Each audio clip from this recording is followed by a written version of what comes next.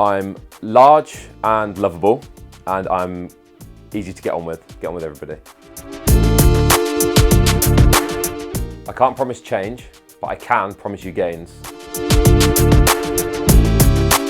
So for KCL Dental Society, I want to make charity and community at the forefront of my campaign. So one of the things that I want to implement is helping the homeless.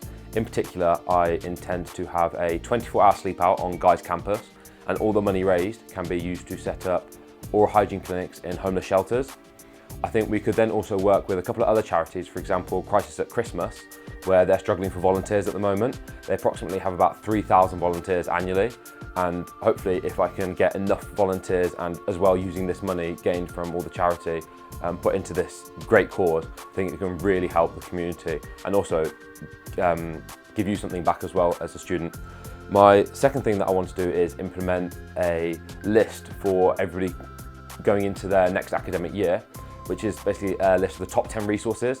From my experience, I think I would have benefited a lot from this rather than having it scattered around and from lots of different older years where I'd have to go out and seek the information out myself. I think it would really benefit a lot of people, especially leading up to their exam time as well.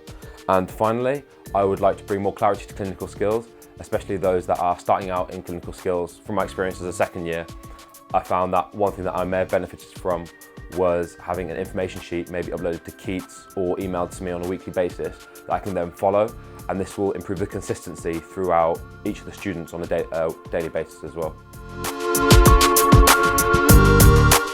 I think the top 3 traits that a leader should have is positivity, good communication, and confidence in themselves, but however, this should be distinguished from arrogance.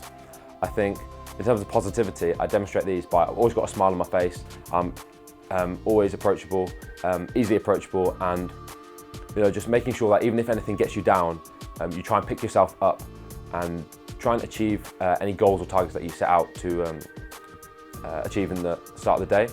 In terms of communication, from my experiences in the past working with different charities, both children and adults, as well as these people being from all walks of life, being able to communicate with these effectively, I feel these skills are very transferable into the dental society field, and I can use and adapt these in any situation. And finally, being able to have confidence in yourself, being able to, I think I demonstrate these because I'm always naturally a confident person. I speak my mind to an extent, however, it's it's always thought out, always good. And I think being able to use this and apply it to those around me, such as my peers, staff or students, I'll be able to utilise this and become a good leader.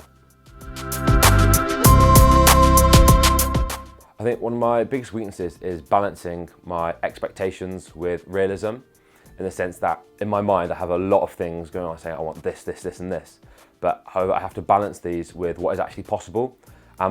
The way I do this is by starting very small, very narrow, and being able to expand this over a long period of time with a good positive goal and achievement at the end.